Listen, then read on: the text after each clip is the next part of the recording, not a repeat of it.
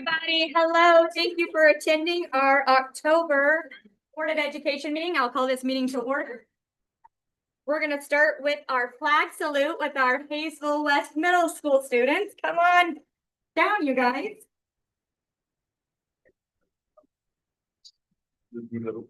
I think we'll probably talk that.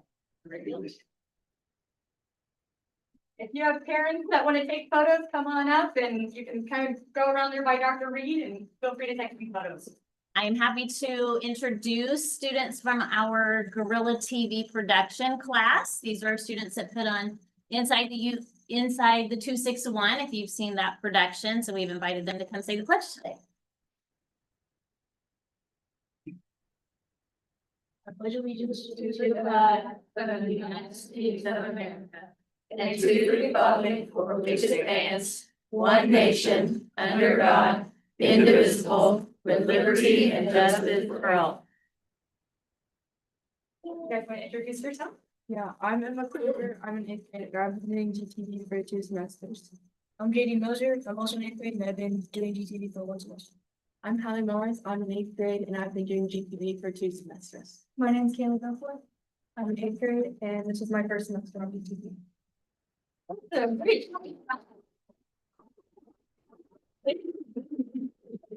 But it's not in the TV shows. Well, you guys, thank you very much for Can I ask what your roles are, like what each of you do? Me and him are hosts, Okay. and we do different things for the Inside the 261 show every time. Okay. I'm sports relationships, and I'm currently doing scripts. Awesome. They do a great job filming. They're the ones that do all the behind the scenes of Inside the 261, created the set, everything, and they are best in the business. You guys get to host this guy once a month, right? All They got a right. tough job. They can be look good, so they do a great job. All right, great job, you guys. Thank you. Thank you.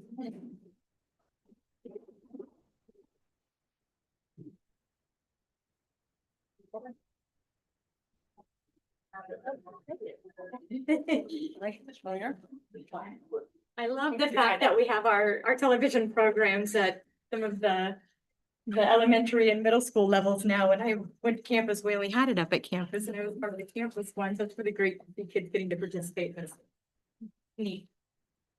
Starting with president's announcements, we're on 1.3. So just want to give a shout out. Tomorrow night is our senior night for soccer. And on Friday is our senior night for football. So if you have time to make those games, that'd be great. They would love the support and the seniors getting a really good send off. So super excited for them.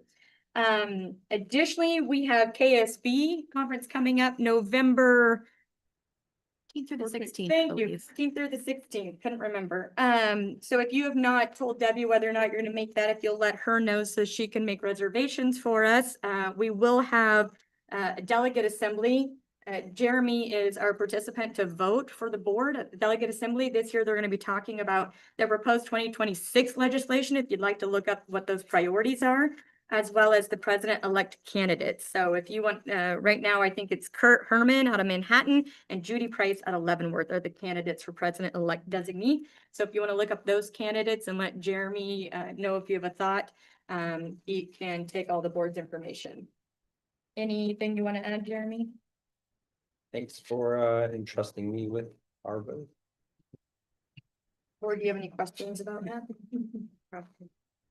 All right, well, the week of November 17th through the 21st is our American Education Week. And so we're going to read a proclamation, whereas public schools are the backbone of our democracy, providing young people with the tools they need to maintain our nation's precious values of freedom, civility, and equality. And whereas by equipping young Americans with both practical skills and broadened intellectual abilities, schools give them hope for and success to a productive future.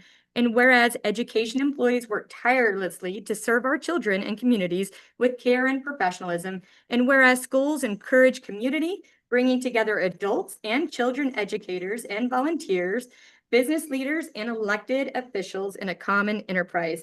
Now therefore, I, Jennifer Bain, serving as president of the Hayesville USD, United States. I have goals.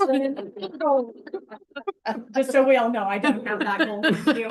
Now therefore, I, Jennifer Bain, serving as president of the Hayesville USD 261 Board of Education, do hereby proclaim November 17th through the 21st, 2025 as the annual observance of American Education Week. All right, that was tough to get through, I tell you what. I'm letting that deep down desires show through, I guess.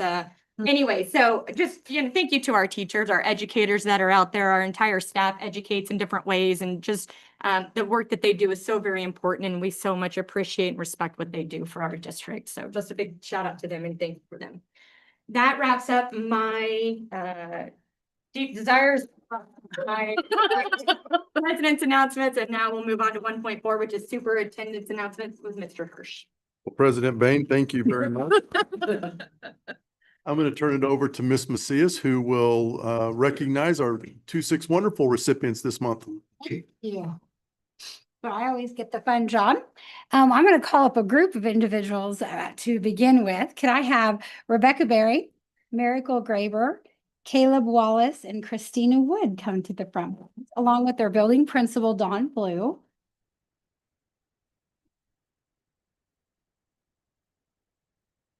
And Mrs. Blue, did Eva make it tonight? I want to make sure. Okay, no problem. I just want to make sure I didn't miss her. All of these amazing ladies are paraprofessionals at Oakville Elementary. And I'm sorry. You said. I'm sorry. All of these staff members are paraprofessionals at Oakville Elementary, and they were all nominated by their principal, Dawn Blue. So these paraprofessionals have truly gone above and beyond, stepping up to support some of our high needs students with dedication and heart. Their compassion, flexibility, and tireless commitment make a difference every day. Thank you to each of you for all that you do.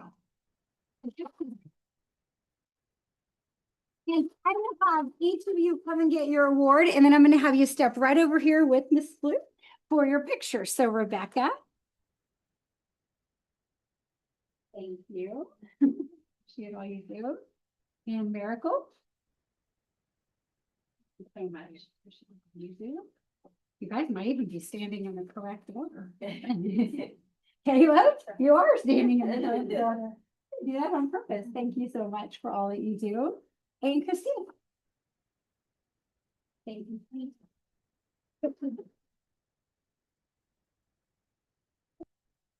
She's their super. And while they're taking a picture, I want to next call up two of our transportation employees, Gary McLean and Maria Saavedra. Come on up.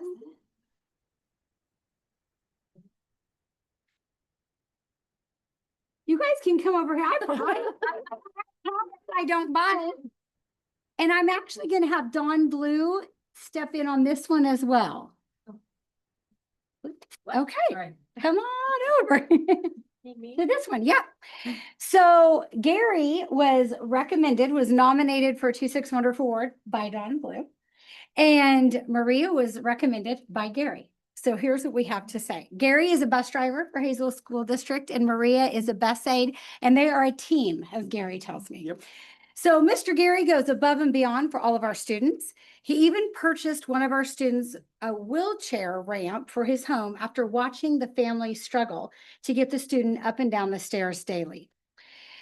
We have watched Gary remove his own jacket in the rain to put over a student as they were being loaded onto the bus. He genuinely cares about all the students and their well-being and happiness. Thank you, Gary, for all that you do.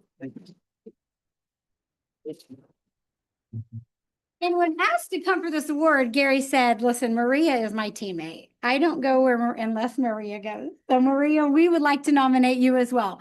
She assists Gary on the school bus, and he has stated that he could not do his job without her. She's a wonderful addition to the transportation team and does a wonderful job working with the students. So we're so appreciative of everything you do, Maria. Thank you. And is Justin Bloomer with us? No, he didn't. He didn't make it. Okay. So Gary, your certificate, and we'll have you guys step over and take a picture as well. Thank you. Thank you. Okay. And next up, we're going to call Tess Shaw. I saw her. Yep.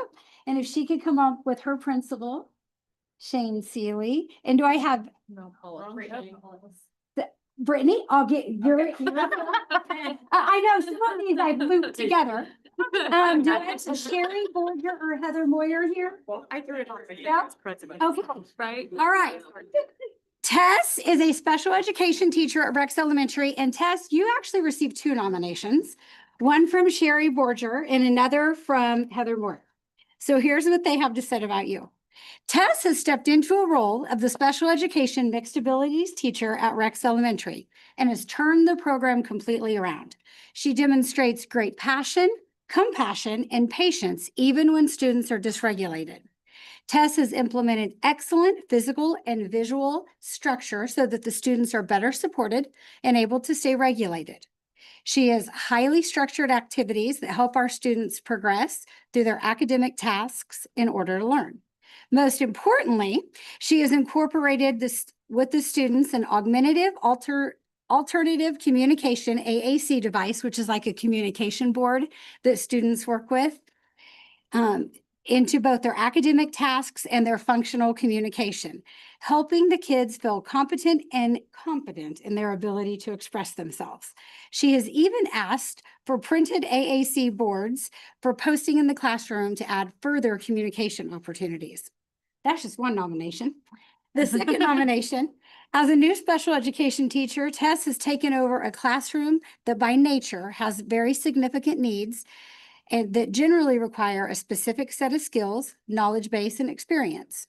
She has done a phenomenal job. We can genuinely say that every one of her students that receive occupational therapy have shown progress every single week they've been in school this year with their skill, their behavior, and their willingness to work. Tess is owning all parts of their education, and it is reflected in their performance. She should be super proud of how much she has poured into her students. Thank you, Tess. Okay,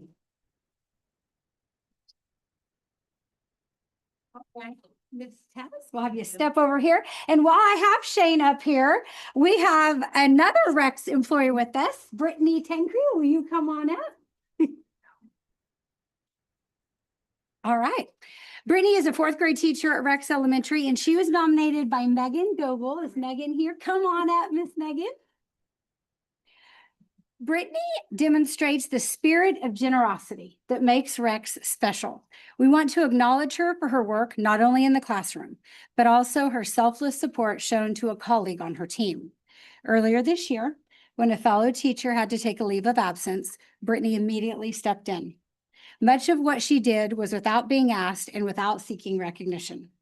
She simply saw a need and acted, giving up her time and her energy to ensure a seamless transition, not only for her colleague, but for the 4th grade students.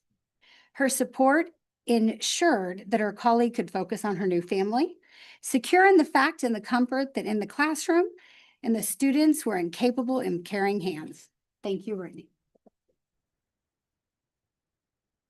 We'll have all of you step over and we can take a Rex picture. So, and that's all I have for this evening. Thank you so much.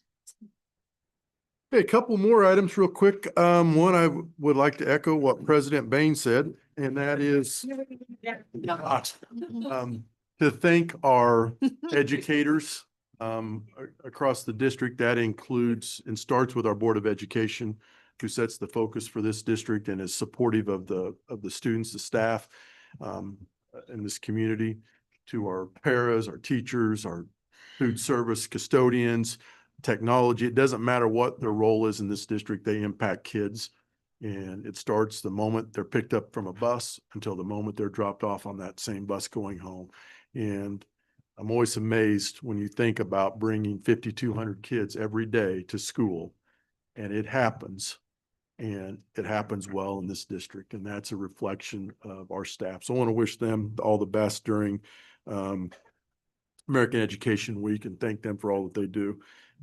And then finally, the next one is not very easy for me, but I'm going to share with the board that after much reflection, it's been decided that I'm going to resign at the end of the school year to retire. And it was a very difficult decision to make. And I've told many people that in this role, sometimes if you have a board that's not supportive, it's an easy decision to make. That's not the case. We have an outstanding board.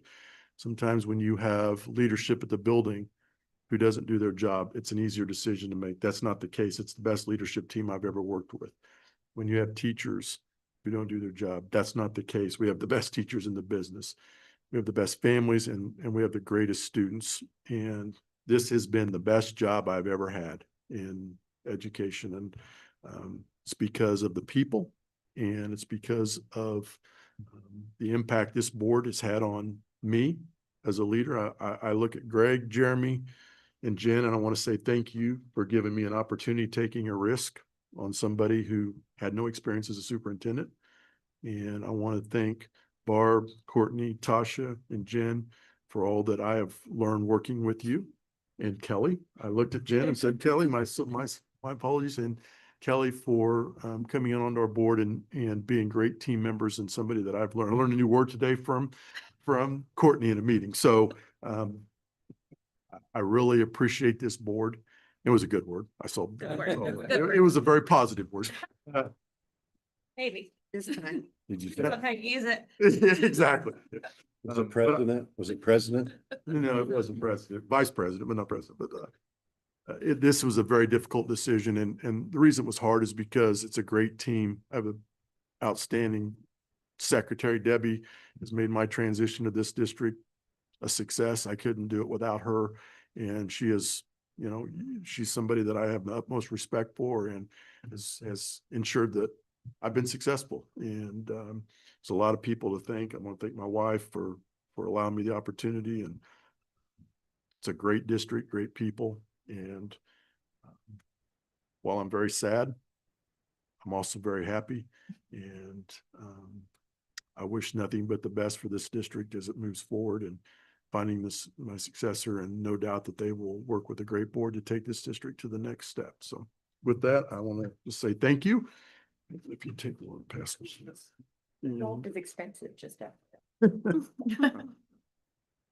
Thank you. Thank you very much, Mr. Hirsch. Okay, moving on to 1.5 is Campus High School Student Council Report with Jackson. Hi, Jackson. Hi. How are you? It's great to be here again. I'm doing great. We just have 3 quick events, 2 of them that are probably the most planned and preparation events that are coming up. We have Principal Appreciation Month, which is just kind of a simple thing. We go around to the principals and some people who know them, ask them a couple questions, and just post them, you know, make sure that they're recognized for the work that they do in our building.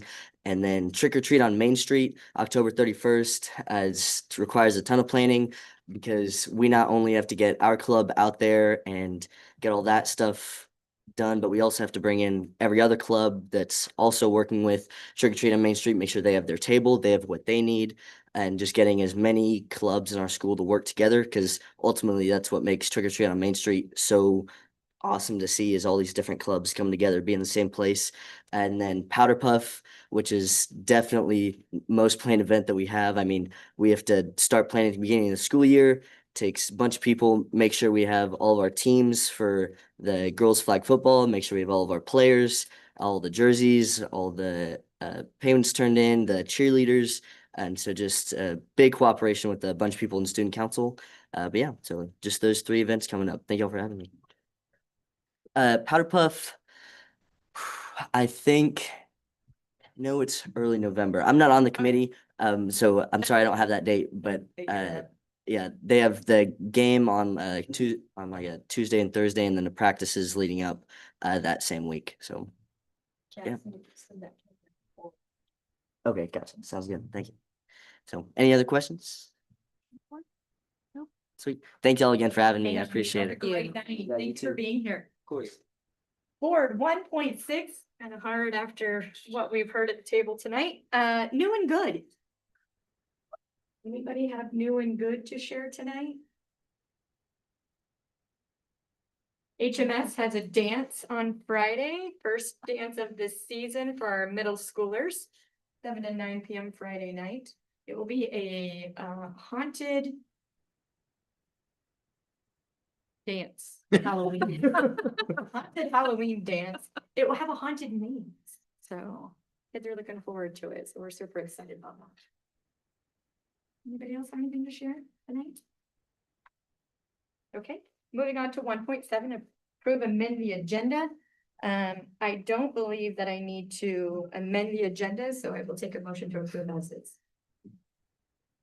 I make a motion to approve the agenda as presented. I'll second. Okay, there's a motion by Jeremy, a second by Kelly to approve the agenda as presented. Board, do you have any questions? All in favor? 7-0, thank you very much, board. Moving on to district patron personnel, 2.1. Do we have anybody on the schedule to speak to the board tonight? No, we do not. 2.2, remarks, comments from district visitors. Any district visitors in the gallery that would like to speak to the board this evening? Okay, moving on to 3.0, consent agenda. Jeff, anything you need to discuss in consent agenda? Would just point out, on the 3.7, the purchase of a tractor. Our other tractor caught fire, if you didn't know that, and was not repairable. We are getting a good trade-in on it, to the company that we're buying another one from. BJ, is there anything you want to add on that one? It's critical to your fleet. I know that. We hope we're able to get it before winter hits.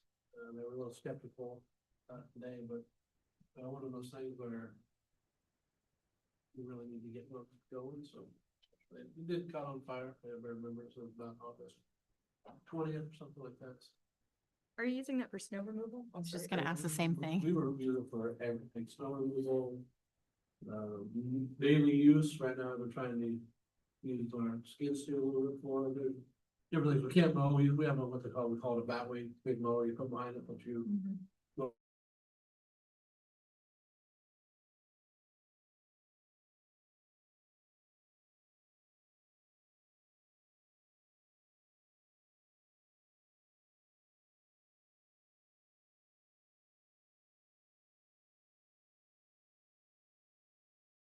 Contract out snow removal or something if we don't. Oh, have- no. Okay, you'll figure it out. We'll get you a shovel. Okay, They'll call you. yeah. I'll do it. Shovel, did you hear that? Fine, yeah, I heard it. Is it a possibility, an option to rent John Deere or another Kubota? Yeah, if we have to, we can do that. Okay, it is an option then. Yeah, it is an option. We've Okay. done that a little bit of time, but I hope we don't have to. I don't want to use snow. I understand. Well, I don't want to shovel, so I guess if we have to choose. Oh, I have the shop department put president on the. I have my own stuff. All right, Kelly, anything you want to add? Just always, the huge thank you to anyone that's given gifts or grants, over the last month to the district. It's greatly appreciated. And we thank you. Board, any questions, comments about consent agenda before we move to vote? All in favor? Do we have to make a motion, don't we? I made it and seconded it myself, I'm the president. Okay, I'll take a motion to approve the consent agenda. Man, we're off tonight, friends. We are. Yeah. I'll make a motion to Holy smoke. approve the consent agenda as presented.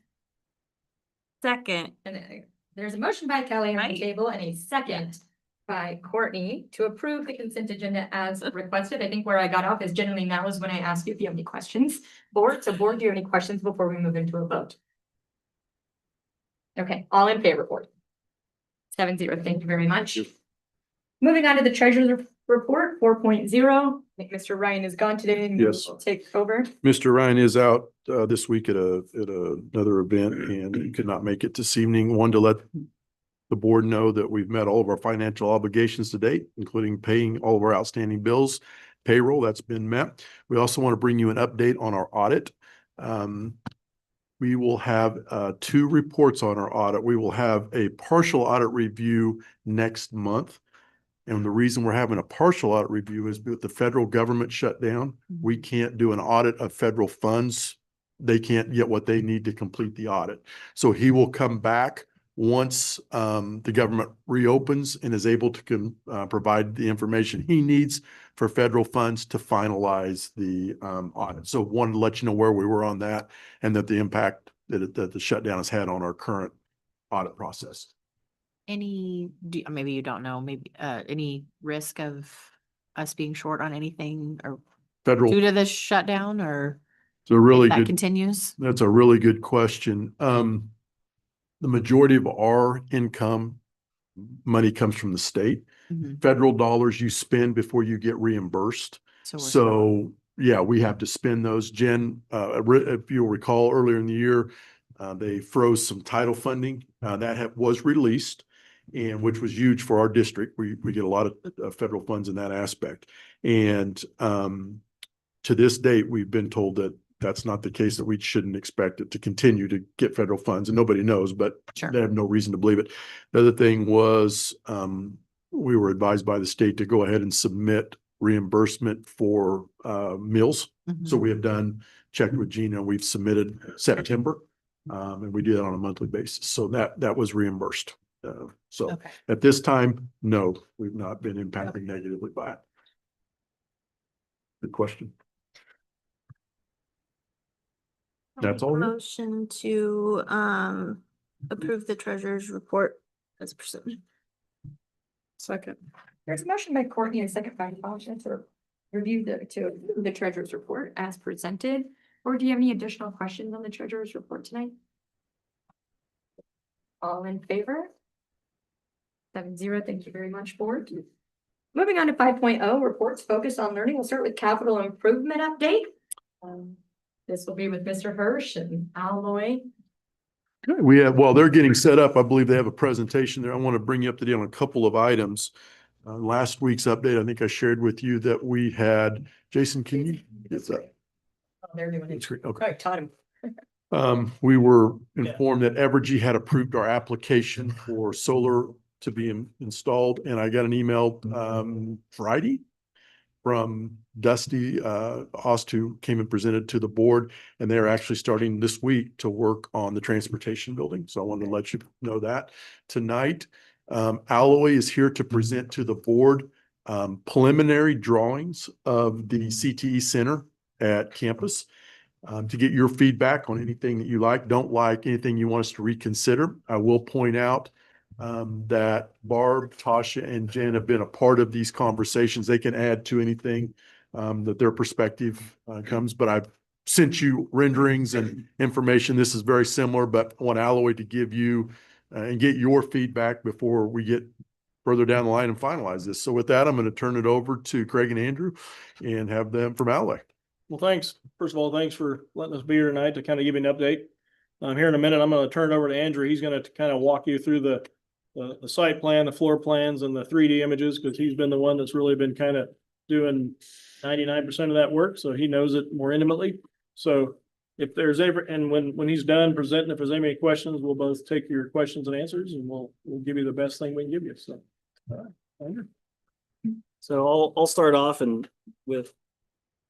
It took a little while to get to this point, and so we've tried to do as much backup and review with administration and staff and reviewing regional CTE facilities as well, so that it gave us the opportunity to get feedback from everyone and see similar facilities in this region and help give us a starting point on what Hayesville likes, dislikes, from their administration and staff, and how to get that incorporated into this new addition.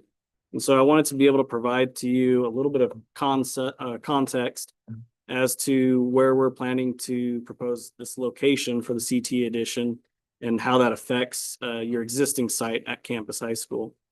And so I've done an overlay here where we're proposing to enclose the courtyard. And the advantages to this is that it helps provide a secure courtyard now. It helps connect the entire school into interior circulation, so you have a lot of efficiency with that, as well as creating a new front door for the school itself. And you can see here where we've located this, it's where the circle drive is right here. And what we've tried to do, I'll show you on this next one, is make modifications to still accommodate a drop-off area. And so we're looking at providing a drop-off lane for this facility, as well as including additional egress pathways and access for maintenance vehicles into the courtyard, and provide site improvements inside this courtyard for paving so that we're still adhering to kind of that aesthetic you have on that interior courtyard space and tying it all together. On the floor plan, this is an overview of the entire high school. And so the areas that we're looking at with the CTE addition, are we're adding some additional egress doors into those corridors. And then we're looking at entrance access for maintenance vehicles into that courtyard. And then creating walkway space that helps connect the entire building and facility. So students don't have to walk outside during inclement weather, and helps provide a lot more efficient circulation through the entire school. The other aspect to this is we're relocating the flagpoles as part of making this that new front entry. So we're proposing to put flagpoles along this front edge and some low walls where students can sit on them, and then also provide security from vehicles. And so we have low walls and security bollards as well, so that should there be any vehicles that go off track, there's protection up against that building to ensure that there's some security for that aspect. Zoom out a little bit here. As far as the spaces inside the building, we're looking at providing a secure entry, and adjacent to that would be a reception area with a small office for an SRO officer. Then off of that, we're looking at a common space that has the ability for larger presentations, but can be subdivided with movable walls. So if there are smaller groups, or if there's certain needs for testing in the space, it can be utilized for not just one function. Adjacent to that, we're looking at culinary art space that can help work with any commons events that are occurring, so they can actually serve out of there and be utilized in multiple ways. But if that commons area is ever secured off from these movable walls, we have entry and exits on two sides, so students don't ever have to go through that space if it is closed off for testing or some type of event that's occurring. So they always have access to the culinary arts. Some of the other identified CTE spaces that we're incorporating to this is a broadcast area that's adjacent to the business wing. And then we're also accommodating healthcare pathway space. And some of these spaces were modeled after some areas that we had seen during our tours, where we had great feedback on how it functioned. But this is always kind of an evolving thing once we start meeting with teachers and finding some very specific things that need to be accommodated in those spaces. There are also 4 general use classrooms that can accommodate a variety of CTE pathways, because they're going to change and evolve through the years. So we want to make sure we have flexible space like that. And then there would be a storm shelter incorporated into the floor plan. And that storm shelter would be on the northwest corner of the addition. In addition to these classroom spaces and education spaces, we're looking at including a bank of restrooms to accommodate any uses in here and meet any other needs that occur through that space. And then as far as the site goes, a little closer view here, is we were looking to incorporate some pilasters and low walls that tied in with that pilaster aesthetic that you have through that whole courtyard. So it feels like it's not just necessarily jutting in there, that it ties into it and it feels at the right place inside there. Now, when we started looking at concepts for the exterior of the building, we're really jutting in between a very small, low building A, and then right up against the auditorium where we're tying in. And so we were trying to look at how we can incorporate a little bit of a nod to tie in with both sides. And so with building A, we were looking at trying to create a bookend for that glass wall that's there, and then incorporating a little bit of a sloped roof line that ties in a little bit better with that auditorium, with that auditorium space. So then we're at least acknowledging kind of the context of how that front entry looks. And so as part of that, since this is a new front entry, we're trying to provide glass up front, excuse me, so that we can get lots of light into that space. We can make it feel like it's a front entry approach, as well as looking at that glass. We're trying to keep in mind that we want to control the heat gain in there, control the amount of sun. And so even though it's an open, approachable space, we're looking at providing passive sun control on the exterior face, as well as on the interior. We'd be looking at shades that would be able to come down should you want to darken the space for presentations or mitigate some of the light control through there.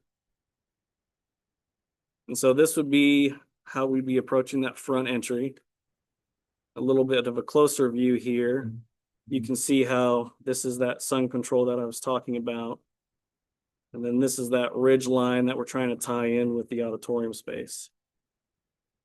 For some context of how large this space is, I've done an elevation where you can see that building A. It's a pretty low building. It's about between 10 and 11 feet, which is much lower than what we would normally be putting in today. This adjacent space, that's a 16-foot parapet, which is pretty standard for a school space. And so if you look in the background, you can see this is actually your gymnasium. And then this edge here in the background, that's that larger library space. And this is your commons entry right now. So this is your current entry in the background, and that's that large round common space that you have. And so as part of that, seeing everything in context, you can see kind of the volume of space you have in there, because we're looking at about 14 to 16-foot ceilings in there, and trying to be cognizant of the acoustics of that space, how many people you have in there, and ensuring you don't have a 9-foot ceiling running across there, because you don't want 200 people in there with a low ceiling in that space. On the north side, you'll see with this rendering, you can see the clock tower and how we're trying to incorporate those pilasters that tie in with the rest of the courtyard space. And then this would be where the CTE classroom spaces are. So that's where the healthcare would be. These are those additional CTE, and this is the storm shelter that we have. This is just another perspective a little bit closer, so you can see on that backside where we have the pilasters, and we've incorporated a low canopy piece so that there's outdoor learning that can be have there, especially if there's inclement weather. It's still possible to be outside. And I think what would be helpful, maybe I can pull up the 3D and give a little more context to some of the elements of the building. One of the aspects of us also incorporating this sloped roof here is over here's the culinary arts space. And we actually have a lower roof in this space so that this wall can serve as a screen wall, because there'll be very large equipment serving that space behind there. You'll have rooftop units that are serving the commons. You'll have makeup area units for your culinary arts space. And the goal is trying to ensure that this looks like the front door, the front entry for your school, and trying to protect it from necessarily walking up to a front door and just seeing rooftop units right there. So that was one of the elements on how we were trying to incorporate some screening from any of those equipment elements right there at your front entry.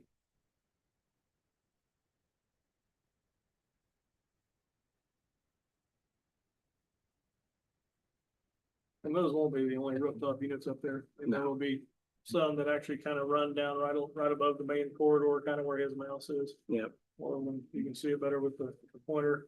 And then there'll probably be some over here on this new edition also. They'll be much smaller than the ones that'll be over top of the culinary arts. Yeah. So we're trying to take into account, trying to screen those as much as possible. You've never been on your roof at Campus High School? You have a lot of rooftop units up there? Several hundred? And, some of those are bigger than others and they do show, but we're trying to kind of address that. And that's not just air conditioning units, correct? That's like your hood venting and Yeah, all of correct. that. for the All the culinary. venting. There's a lot of penetrations that will occur with the Okay. culinary arts space right there. What is the the door to the right of campus high school? So like you have the auditorium block That one? doors? Yeah, what is that for? Is That's that just like a like- service door, like Yeah, a it goes into the hallway that runs between the, behind them? that goes into that hallway right there. Yeah. Okay. And there'll be glass doors, I believe. They're not There'll be, modeled there'll yet. be So what's storefront that? doors. Yeah. There'll be storefront doors that we Okay. have in there, because again, this is kind of high level and it's Yeah. always gonna be evolving as we keep going, but we wanted to make sure we got that concept in front of you to see. So And you then, might also just point out, Andrew, that there's an elevation change that occurs between the auditorium side and the A-wing side. Yep. So when you come in, each of these doors here and here, there will be a ramp that gets you up, I believe.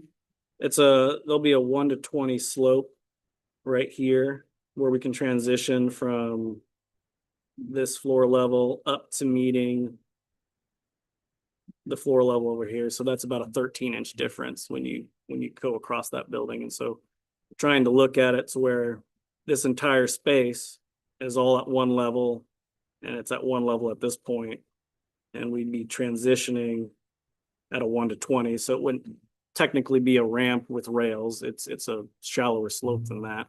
But it is a transition that we have to work with between those two buildings, and that's how we've been looking at addressing it. so this is probably an odd question too, but with the way all of these slopes and things are happening and the way you're masking the units and all of that, like when it pours down rain, where does that all run off to? Like, what's your runoff? Does it go to the runoff and go to the back of the building? Does it run off to the four corners of There that? might be some in the front and back. All of your drainage right now at the high school all gets gathered underground. We're Mhm. taking in underground storm drains, Uh-huh. which this will all be tied into that also. So there may be some on the back. There may be some on the front. Due to the size of the building, there may even potentially be Something in the some in the center. middle, but we try to avoid those as much as possible. 'Cause Mhm. They're inside the building. They're harder to ever address if you have an issue with. Yeah. So Yeah, problematic. typically we'll try to find pathways to get it to this exterior edge and then tie it to an underground system. Okay. I appreciate the model. It was Yeah. very nice, the model, being able to see what that looks like. Yeah, just to help with context of understanding everything Yeah, I and think seeing what that's- those volumes are. That's great. Because For the your front of the kids. building, it looks bigger than it really is because so if you start looking at the size of the door compared to the height, it's not that massive. And especially when you start comparing it to other elements of the building, I thought that was a really pretty cool image down there at the bottom to kind of give you a feel for the heights compared to. Yeah, it's nice how you tie it all in together and it just looks like it's planned to be there. So great job. And that's where all the culinary will be, correct? They won't be utilizing where they currently are in the building. It will Right, all be moved right. to there. Great. So anything they create in there, like for Gallup or whatever they do, all then has to get pushed across that courtyard to get served? Well, Or they're how are they talking, doing? yeah, I think they're trying to figure that out right now. One of the questions that they talked about was whether or not they have like a huge unit within commons where they could bring their stuff over just so right there if they were doing something. Gotcha. at- Yep, I was gonna ask Mr. Seeley to address a There you go. couple of things. First of all, how we got to where we are. Yeah. So how we got to where we are, we have been meeting with staff. We took several of the different CTE leaders on tours and we started Andover, went to Hutch. We and- did. And Andover Maze Hutch. Yep. To just view their spaces, because they've all got newer spaces. And when we whittled things down, really what we needed are 3 big spaces that have been retrofit to campus high school. So currently the culinary is at one point it was a science wing, campus high school.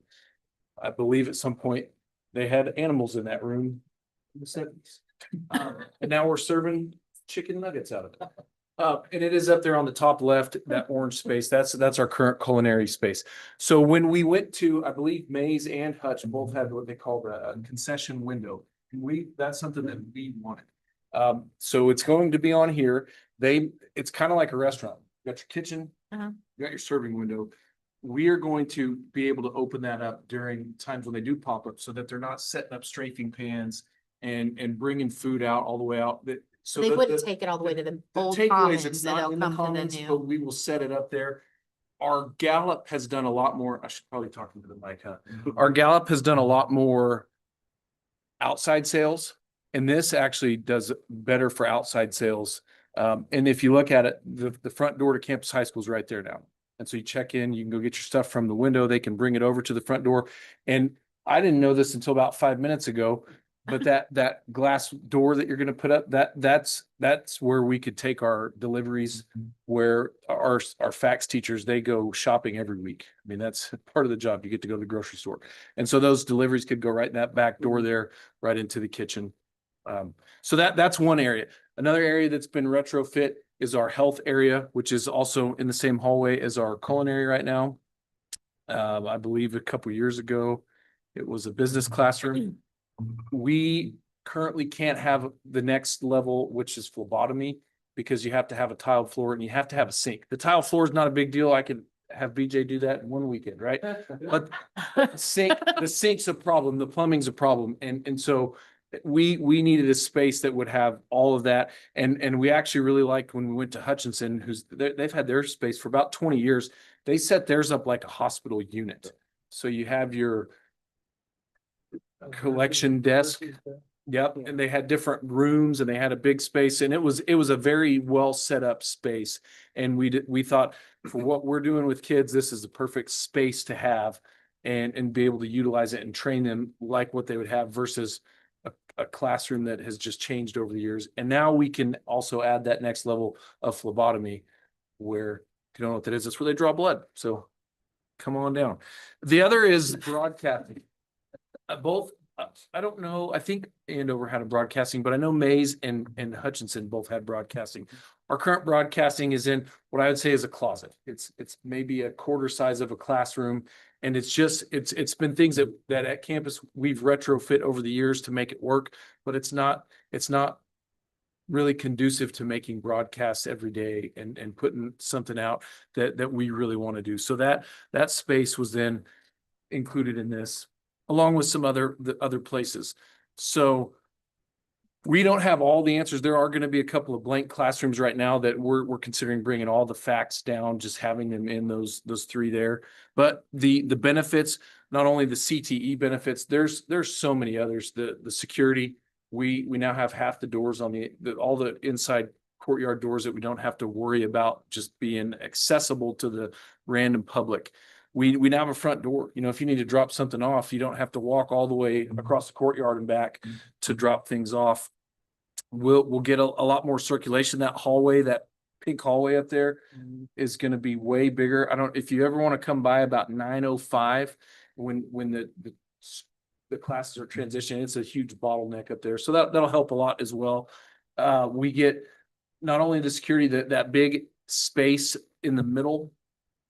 Every one of them had those, right? Yeah. And the big thing with that is that it's a multi-use space where we can wall it off. We can do testing. Right now we do our ACT testing every year. We do it in the wrestling room. So in the morning it's set up for testing. And then at the end of it, we take everything down, we roll out the mats, and then they come in and they wrestle at night, and then we tear it all back down the next night and do it all over every day. So we wouldn't necessarily have to do that. There are other things, as we've been talking, that have come up. This is the perfect place, at least from the renderings, to have our art fair that we have in the district right now, which is in the wrestling room. It's in the gym. We shut those down for 3 days so PE doesn't happen, or it happens outside if it's not raining. This is right next to the auditorium. I don't think anybody even realized this. We get a real entry into the auditorium now. The auditorium is a rear loading auditorium, and right now you have to go outside to rear load it during school, and we wouldn't have to do that anymore. So there are several other benefits in this, and these are all things, and I know we've changed it a couple times, and we've talked and said, can we try this? Can we do that? And I think we've got to a point where it's going to meet the needs that we have and give us some flexibility down the road. Yeah, provides a lot of opportunity than just tacking it on the side. Yes. And can you talk, one of the things I want to make sure that our patrons understand, our board, is the input you've received from staff. Can you just briefly talk again about So what you've done, and have you presented it, gotten feedback throughout this process? Yeah, so we, like I said, back in the spring, after the bond had passed, we got some people together and started talking. What do we need? What specific things do we need? And then we set up a tour, went on the tour, and we came back as a group, and we met in the DJBLC and did a little activity where I can't lead you through it, but there were a lot of different components to the activity where we talked about what was good, what was bad, what we thought we needed, what we could leave out. And that's how we got to this point. As the drawings came up, I've shared that with staff. I've shared that with the groups that have come out. I've had questions come to me. I've tried to answer them as best as I can. I've brought those questions back. I don't know if this is part of it. We also have a whole nother part of the building, the locker rooms, where we've kind of done a similar process where we have met with the people that utilize those spaces the most. We've brought in coaches, we've brought in teachers, we've brought in outside folks as well to view the spaces, to talk about what they currently are, what our needs are, and how we can go about getting them to where they should be. Yeah, and the CTE edition is just one component of the upgrades that are happening over at campus, and it's One been, thing that I think is interesting is this is the staff's choice for the location. We had additions throughout the current facility, and this is where staff felt like it made the most sense. yeah, we looked at the northwest, the southwest, and the southeast, for multiple locations where we could tie in. They all had drawbacks to them, and this seemed like the one option that provided a lot of opportunities. Yeah, and the location, back to the culinary, it puts it right there at the front. The broadcasting is now right next to the business wing where the broadcasting classes are. The added security of enclosing the whole space, the ability to use the courtyard is going to be another thing that I think we're not even thinking about too much right now, but being able to have people just out in the courtyard having classes, walking through, and they do walk through now for 6 minutes at every passing period, and we put an adult out there and make sure that that's secure. But that's just another added level that we won't necessarily have to worry about as much in the future. Yes. Is there a study or anything showing what impact on congestion not having the circle drive will have for a drop off? We have not done a traffic study to that. That's always something that we can evaluate and make sure that we have a better understanding of, yeah. We actually though met with Sedgwick County last week. I don't know her exact title, and one of the captains that are in charge of the south unit there, and just talked about 55th Street in general and potentially making some changes to that, especially with on the south side of 55th Street if that addition does go in, and where they were originally going to put the entrance was going to match right up with Campus High School. And I was told at this meeting that supposedly changed, but I think 55th Street in general could help with our congestion issues.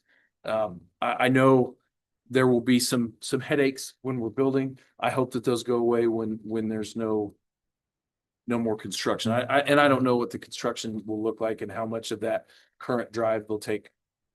But yeah. Could there be an alternative drop off and pick up for like the day-to-day use? I mean, obviously this is the front of your building. If somebody's coming to visit the school or drop something off at the office, this is the idea. I mean, that's where they need to go. But as far as day-to-day student pickup and drop off, is there any other location that Are you could- talking during construction? or No, are you like talking- permanently? Because this is, I would think that this is going to constrict things quite a bit, and this is already a huge bottleneck. Parents use the parking lots on the east or the west side. Now, there are some that will go in. I was gonna mostly at say, a pickup. lot of them. It seems to be more a pickup that they'll go and they'll come sit there and Yes. wait for their kids to come out, but for drop off, it's kind of seamless through the west side, the Yes. teacher parking lot. to In the drop morning, in, yeah, yes. drop I off. think in the afternoon for pickup is more, Yeah. over the years has been more of the issue than anything. Yeah, and last year, what we did with pickup on the west side has seemed to have helped a little bit where that service drive on the northwest, we make that a one-way exit only onto Meridian. And the more parents that come over there, the less have to go into the student side. And every day we get out of school at 3:05, by 3:15, that parking lot is empty. And so that's an issue. Yeah, we will definitely message that out and let them know where to go. During the construction, I've been told that we'll still maybe have access to the courtyard. I don't know if that's the case, but we're already talking about using the student entrance where we already have a security desk Yeah. for people to come in and out, and putting some visitor parking on the, I guess I can't really point out. I don't. In this area, so that, Speak for Hutton, but I think we will need to maintain some access through there, but it's gonna be more for fire and emergency exiting. I don't think you'd want to be utilizing that as any kind of a daily entry and exit drop off. Yes. So the security window will help with that. One thing we want to do tonight is timeline wise, this could begin construction in spring break of 26. So this coming spring. But we're at a point where we need feedback from the board on the structure, what their thoughts are, what do you like, what do you not like, so that Alloway and go back, take a look at that with Hutton, and then bring that back to our capital improvement group, which Barb, Tasha, and Jen sit on. And we want to make sure that everybody's voice is heard tonight to share their concerns. So I think that's really one of the objectives we want to accomplish this evening. Turn it over to the board for what concerns you have or thoughts. I think my only concern would be the congestion that it's gonna create as far as drop off and pickup. Other than that, I think it's fantastic. Right. I'm just gonna go around and. Uh, I wasn't thinking on you first. Not- Albert Kelly. not in any certain order of importance, but do we, or have we considered a backfill plan, the classes that are moving to the CTE building? Are you planning to backfill them in large other classes, or did you state that and I missed it? I did not state that. We've had conversations about what can potentially go in to those other spaces, and I'm meeting with Mr. Hirsch tomorrow to talk about some other things. So I don't want to give any spoilers in case he tells me no. But we do have ideas and plans for what goes into that. And one of the conversations was the current culinary room has a lot of leaks because it has been retrofit, and there are a lot of penetrations through the building and so that it leaks. And if that hallway's getting fixed, the roof this summer, we got to have a plan as to what's going to be in that room. So are we just going to remove them all? And I don't know. I'm not the construction person. But that's part of the discovery of determining how some of these previous spaces are gonna be utilized down. I don't think we're to that point yet of knowing exactly, but we're going through that process. But that's not part of the capital plan or this, it's be another budgetary item, then I take it to, for the items that move over to the new CTE building, we'll have to have monies to retrofit or rehab the vacated spaces, right? Potentially, yes. Yes. Yeah. Could be bond or could be capital outlay, Greg, to that, depending on the magnitude. So are there any physical changes to the existing CTE program, say the auto shop, wood shop, CAD CAM? I mean, is there any expansion to those? Or mainly it's just making us, go ahead. Correct. No, at this point, no. And that did come up because when you say CTE, people think of the shop. The shop's got renovations. Last bond. Yeah, the last bond, they were extended. And I would say of shops in the state, we have some of the best already. So no, there are no additions planned. But as we evaluate our CTE pathways, we have talked about expanding a pathway. Again, part of our conversation on Tuesday, which does entail adding classes, potentially adding costs, which could be shared in some of our shop space. That would tie into our local economy. Is there room? We have talked, maybe we're here at the board meeting, we've talked about driver's education. I know that we have a small classroom now, correct? If we expand it and make driver's ed year round, is there room is that where CTE would be located, the driver's ed class? Well, a driver's ed class can just be a classroom. That we need a car for them to go drive, but it's just bookwork in a classroom. That's where the driver. You won't be having simulators or anything like that in the classroom? Haven't gotten that far yet, but that would be a discussion with more money. But I don't know that simulators count for the required 6 hours of drive time plus 6 hours of seat time in a car, which ends up ultimately becoming a tough thing to do during a school year when you have a class with 20 kids and one instructor and you got to get them out on the road. So I haven't had any conversation with anybody about simulators at this point. Greg, one of the things on driver's ed, we actually had a conversation, Jen and I today, about after last board meeting where you and Jen, they both talked about the impact of driver's ed. And Shane has not been, when we talked about it today.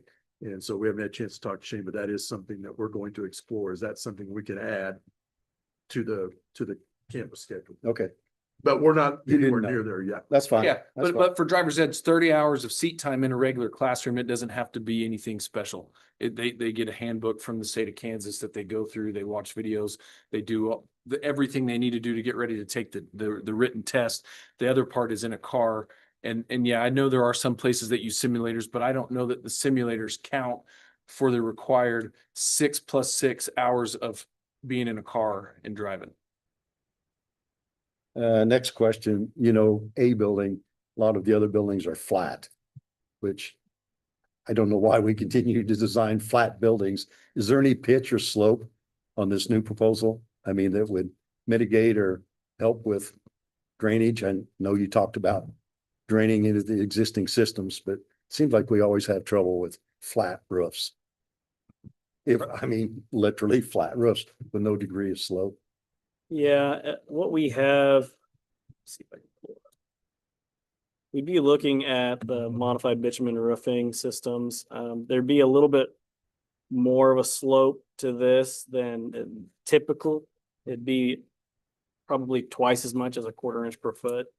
But this addition over here and spaces back here, we'd be looking at the 1/4 inch per foot plus a little bit to work out getting to our drain systems. But no, we don't have any like metal roof shedding going on in this. So this pitch where it goes like this, Hmm. that's then gonna drain obviously everything to that center point, and then I'm assuming it goes. Then off we'd have to a pathways drainage with, system. yeah, correct. So we'd have cricketing through here and then we'd be trying to get And it then straight out to The that. cutout where you've got your units, Mhm. you're saying that pitches back? to the We're, back- we're not back, even front to or that back to point, this- but at some yeah, point? we would be trying to probably pitch it to this back area and getting it away from all the equipment. Right, yeah. And finally, as part of the proposal, security, you've designed camera systems and security doors, so on and so forth, as part of this. We're not to that point. I mean, I anticipate us having camera systems for security on this piece. Door access control and all that stuff on that. Correct. There are other things that we can do to evaluate for the windows. There's always security films that we can put on there, as well as a lot of the schools we've been working on recently at these main entries. We've been utilizing bullet resistant glazing as well. So what you've showed us, you're at 80% completion of design drawings or 90%, so you still got more to do? Or is this the final? For design No. drawings, we're only probably. We're in schematics, Yeah, right? Okay, okay, Yeah, this is schematic high level right now. okay. I didn't know if you had already started the production drawings or, We've begun them, but we're looking to finish these up in the February is where our goal is right now. Right. okay. We're quite a few months away from that. Yeah, I didn't know. Yeah, I not understand final. the schematic, but I didn't know where you're at in final design or ready to go out for bids or whatever. Okay, Nope, yeah, that'll be end of February. okay, thank you. Is the same glass that you mentioned in the doors, is that the same glass that's throughout that whole front or different? No, I mean, The security. if you utilized bullet resistant glazing, you wouldn't want to take it. I don't think it'd be pretty cost prohibitive to do it through an entire facade.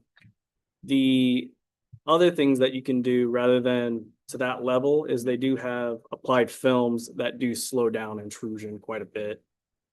Those are other methods that schools have been utilizing, so they don't have to just apply bullet resistant everywhere.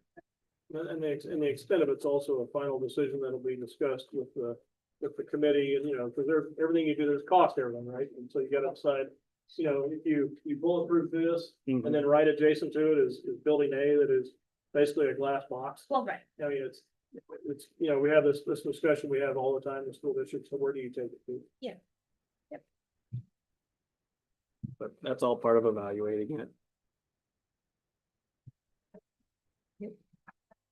I know the board kind of. We meet weekly. Yeah, every other week, so. I appreciate the design. I like it a lot. I definitely appreciated being in and seeing the development and the tweaking, especially knowing that you go back to the building and, you know, does this make sense? And then have been open to changing things up to make it where it's going to be, make the most sense for campus. We want it to function best. Yes, yes. And so I'm very pleased with what you brought. Processing for you, I know we talked about this every other week, but anything additional you'd like to add? Full time of the week. Yes. No, I'm good. Jeremy? I think I just asked that one question. You want to talk about process things and what Yeah. the next steps are? What we will do now is Alloy and Hutton will take any feedback that they've heard tonight. They'll look at how they can incorporate that into the change. They will then bring that back to the Capital Improvement Committee, who will then work with them to finalize. And then what we probably anticipate when this gets ready to go to bid, Greg, to your question earlier, is bringing back to the board, here's the final rendering with all the input that we've received from everybody. And at that point, one last shot, is there anything else that we're missing?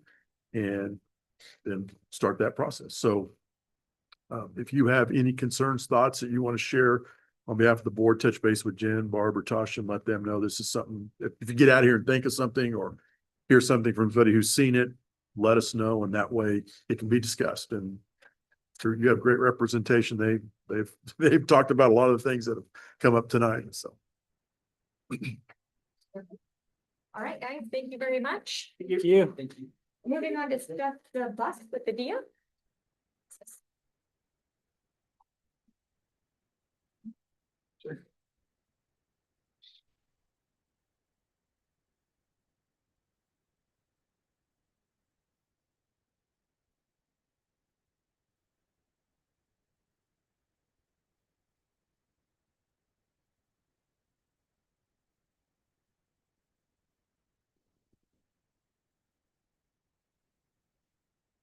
So just to remind you guys, Stuff the Bus is a passion project of mine that helps supports the foundation, but it's also a really great opportunity to have a touch point with our community right before the busyness of the first days of school.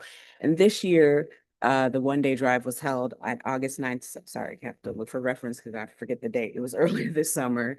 And then distribution was at HMS on the 11th. So earlier this summer, during the heat of things, our partners, who is our major partner with this, has been Sonic and has consistently been Sonic every year, which is amazing. It just makes it so much more fun because we do party on the patio, we give away raffle prizes, things like that. And the staff at Sonic look forward to it. Our community enjoys it. It's also garage sale weekend. It always happens to fall along because it's the weekend prior to the first days of school and open houses and things. So that's the purpose behind it, is to get school supplies in our students' hands prior to the first days of school.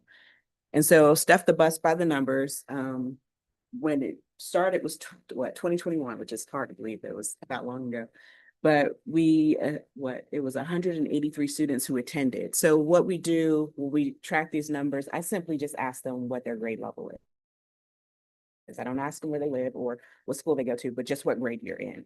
And over the years, one thing that's been consistent is primarily elementary students that need the assistance. Now, we will have high schoolers and some middle schoolers, but it's mainly the elementary students who need the most assistance. And this year was really great because the teachers had added Play-Doh the past 2 years, but we hadn't really gotten a lot of donations. And then saying it during our community retreat, we had enough Play-Doh to supply every pre-K or in kindergarten who came through our line, and then still had access to send off to the buildings that they had a surplus. We actually sent the Play-Doh to Oakville, to Dawn out there. And so if any students need any additional, Play-Doh, because they manipulate that when they practice numbers and all kinds of stuff. So it was really cute to see all the little pre-Kers come through, and everybody got Play-Doh this year. So, but we had the most, well, I'm getting ahead of myself, but we did see an increase in students coming through, but we've consistently had over 150 kids come through every time we do this, regardless of when we change the location. Stuff the Bus went from a 2 days drive to a 1 day drive to being over at the Learning Center and now over HMS because Jared Gray's so kind to let us use his building. It just works better getting everyone inside during the heat and not having them wait outside. So for those purposes, it's just better. We can keep everybody cooled down and things like that. And the cafeteria is large enough to get more people through. that first hour is pretty crazy. It always happens that way. The first hour, people line up and they come through and it just kind of slows down that last bit of it. But it's always a really fun event. And I always encourage everybody, including you board members who've participated. So thank you for your support over the years. But it's always a great event to just kind of sit and watch kids get excited to, shop for their supplies. So this year we had 14,200 items donated and we raised $682, which gets spent on the supplies that night as well. We don't keep any of it. And so we had 211 students served this year, which is the most students we've ever had. Not surprising of the need, but it was very encouraging that our families know that they can come to us and that we will supply them with something. I mean, we can't give them everything, like all 8 folders, but we can give you at least 2 to 3. And every high school student, you can get notebook packs, composition notebooks and pens and things and highlighters and things like that to get started. And we also have additional items that people may donate that they're free to take as well. But it's also a great opportunity to provide resources to families. So school-based health clinic information, transportation information, other things that the community may need to know for the first day of school or about the school district. So I also use that as an opportunity to let them know all the things that we do, the other information. That's basically it. So thank you for your continued support of Step Plus, and I just look forward to doing it every year. Any questions? See you. Oh, look at it. Yeah. So, but anyway, thank you guys. Did you want to cover Martha? Yes, I'm sorry. So this year we're excited for Barn Bash. We're gearing up for Barn Bash, November 14th at 6 to 9 at the Wichita Union Stockyards.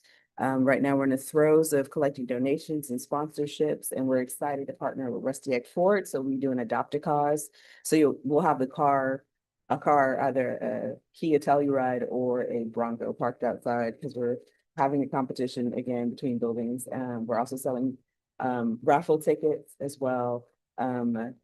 During Hazel Fall Festival this past weekend, we had a formidable set that was pretty cool that you could obviously donate to in a chance to win.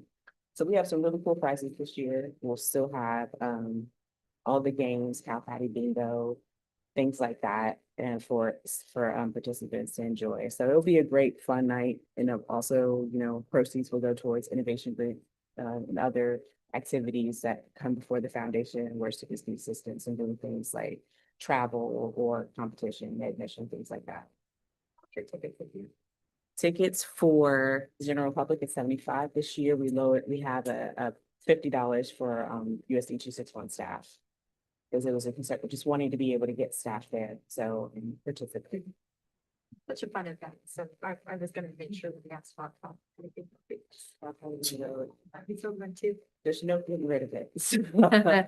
Well-loved event. And door prizes this year. I really want to encourage people to like dress up and have fun with it this year. Because there'll be door prizes for things like, best dressed, hat, stuff like that. So. All right.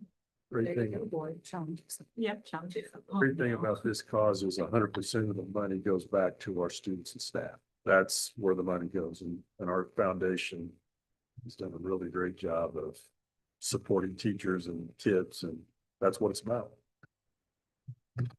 Yeah, that come out November 14th, 6 to 9, Wichita Union Stockyards. Thanks, deal. Thanks. All right, next up will be enrollment numbers update with the church. This is Barn Bash on our website. Is it on USD? I can just move through it. It's on USD 611. I know that it's on the HEF website.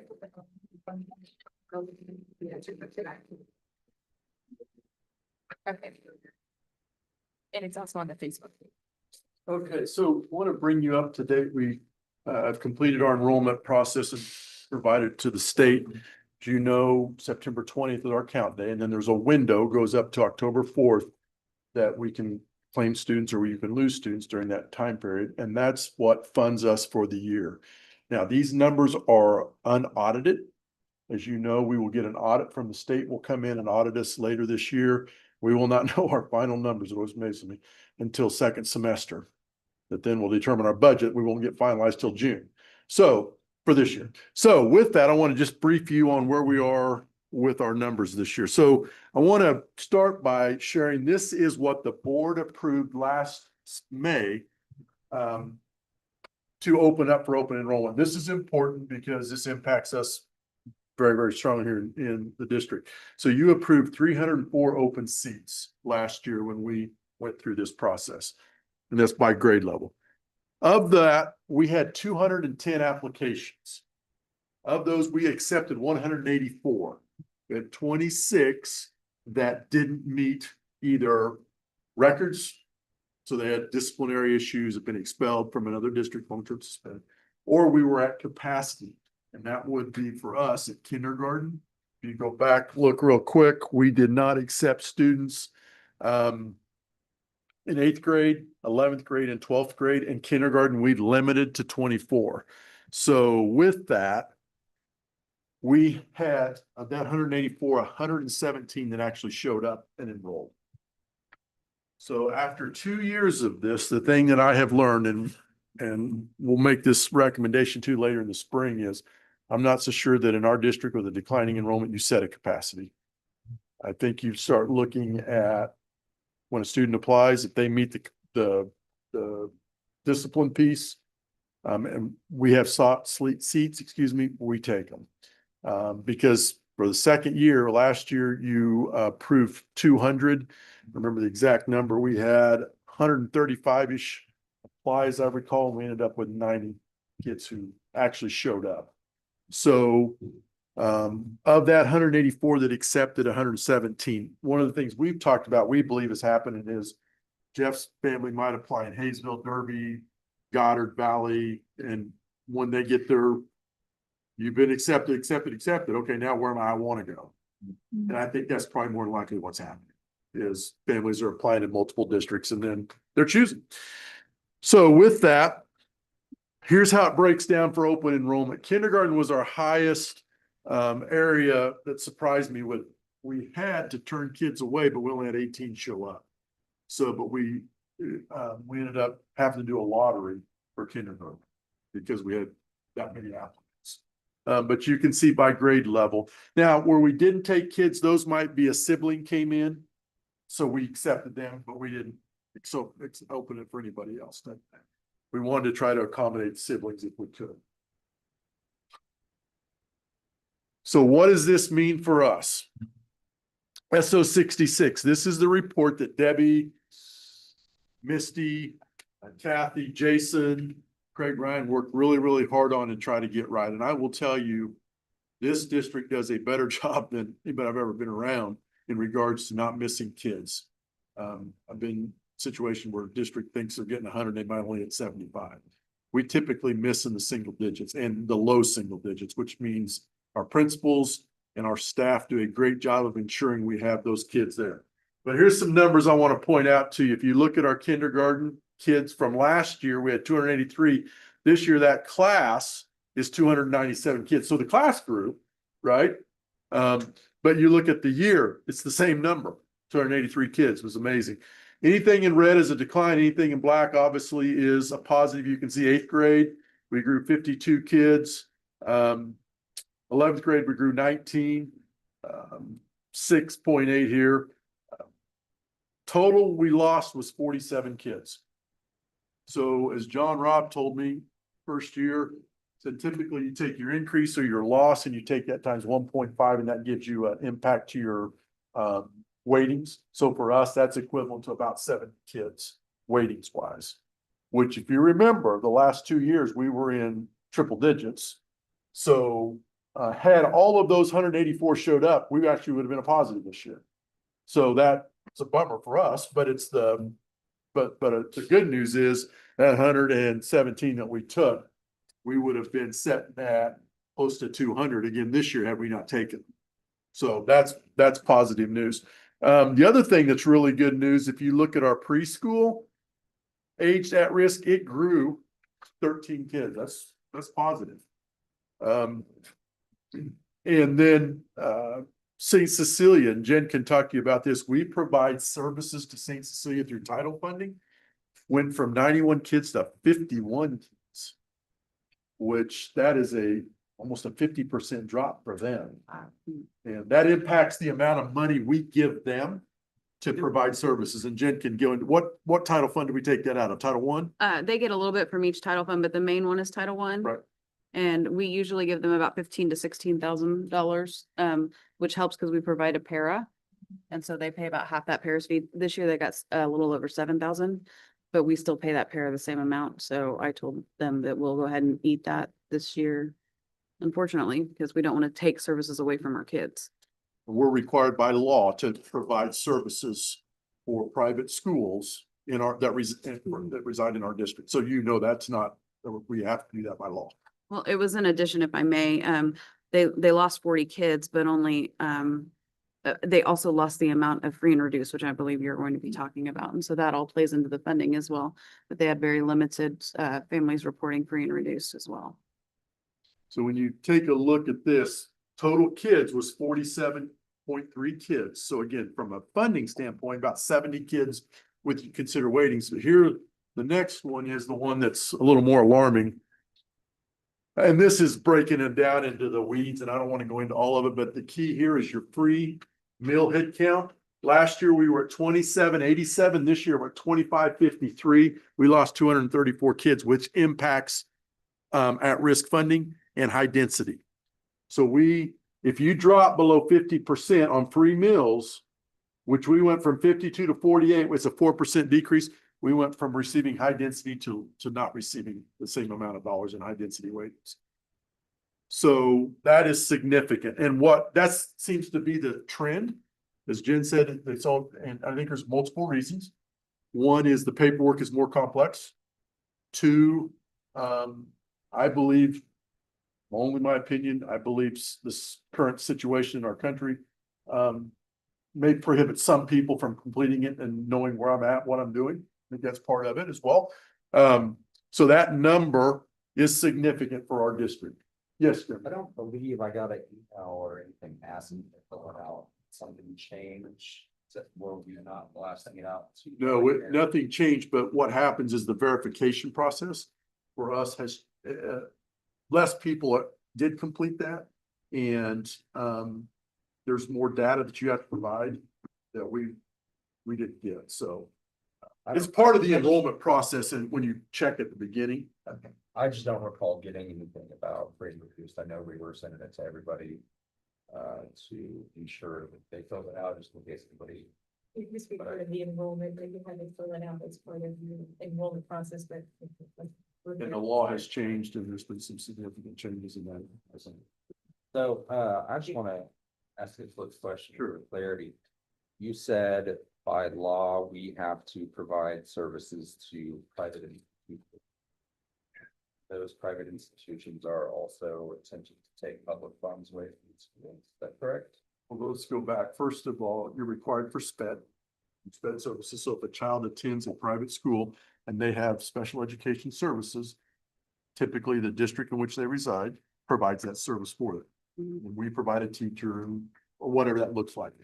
If it's speech, you may have a speech person that goes to St. Cecilia and teaches kids this often. The other one is Jen referenced is your federal funds, your federal dollars that go towards Title I, which again is there's many factors in how that's determined. But I'll let Jen, if you want to add anything, Jen, on your title that you've been working with St. Cecilia. Are those counted as our students? St. Cecilia, the number that was provided up there were the USD 261 students that attend St. Cecilia. It's not St. Cecilia's complete population. It's only those students that live in the 261 boundaries. But you get funding Yeah, for we those get students funding if for those we're paying out the special education services. for I'm that not sure student if we get funding. funding. Yes. If we're getting funded for those students, that's part of that. If we, you don't get a full 1.0, I just it's want to make based on sure. percentage. Right, because they're not student here, but we get a percentage of that to then pay out for para, speech services, whatever the case, which I think is yours. They- Of a partial FTE. Yes. Sorry to interrupt you. No, I knew what you were trying to get to. It is a partial. They- Yeah. So as you can see, this year is better than it's been. We will continue as we will do every year.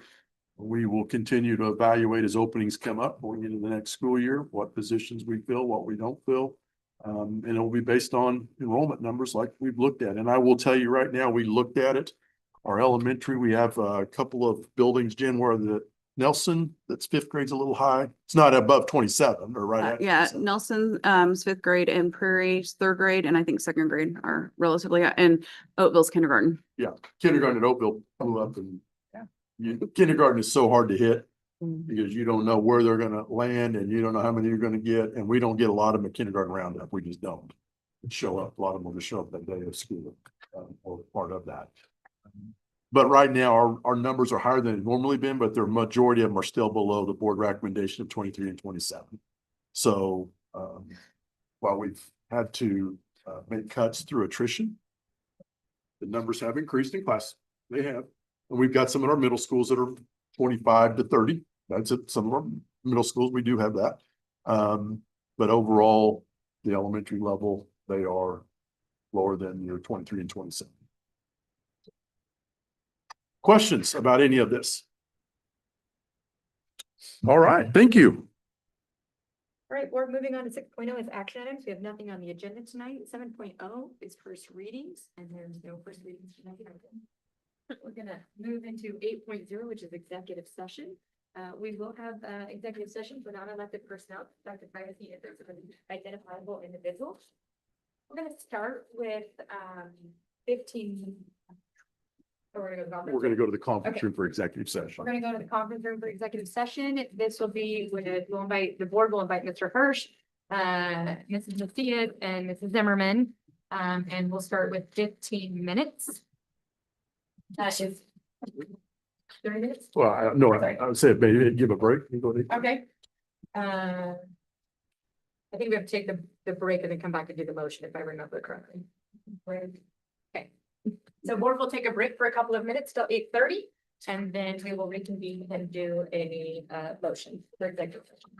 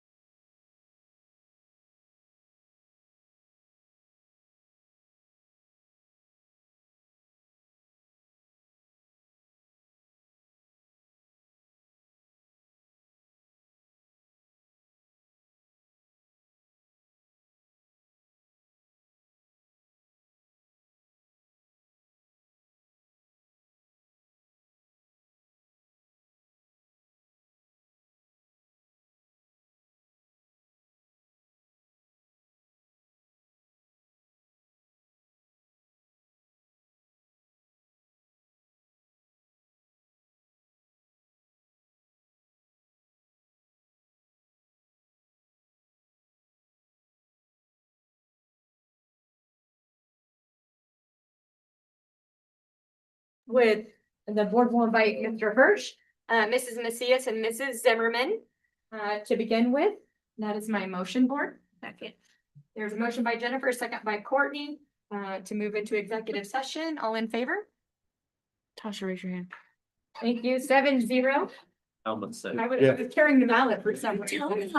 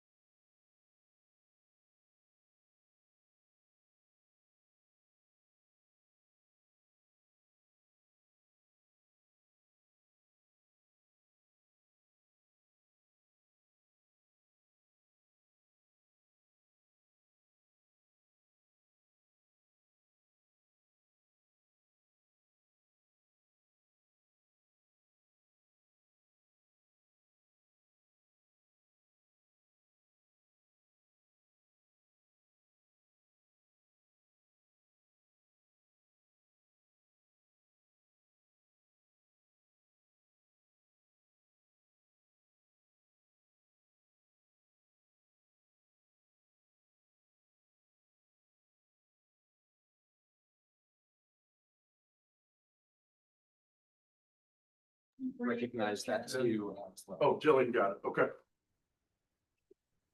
The board has returned. We'd like to go back into executive session with the same key players for 5 additional minutes. Second. There's a motion by Jennifer, second by Jeremy to go back into executive session for 5 minutes. All in favor? 4-0. Thank you very much, board.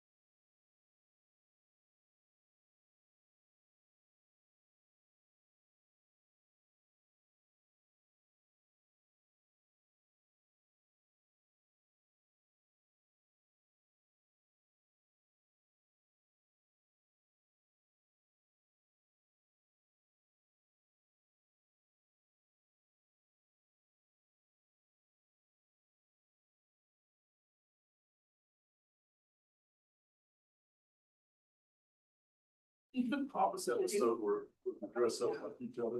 Oh, no. Oh, All right, the board has returned, and the board is going to go back into executive session, personnel matters. We'll start with, 10 minutes with just the board. Second. Motion by Jennifer, second by Courtney to move back into executive session with just the board. All in favor? 7-0, thank you.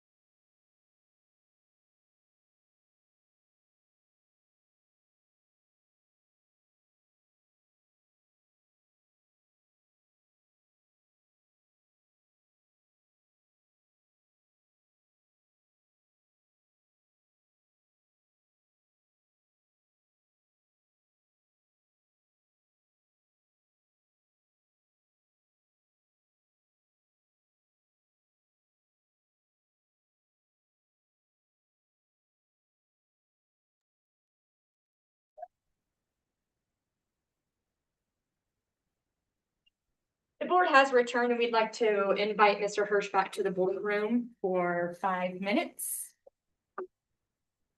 My motion? Second. Thank you. There's a second by Jeremy. All in favor, board? 4-0. Thank you very much.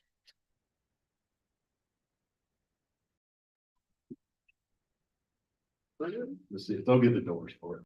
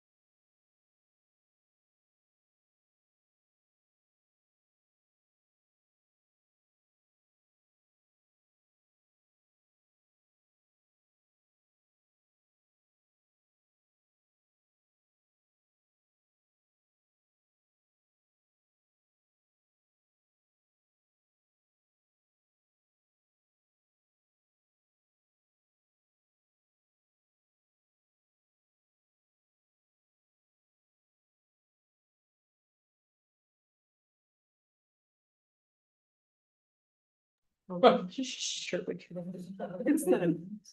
Yeah, it'd be like, it's an all or nothing deal.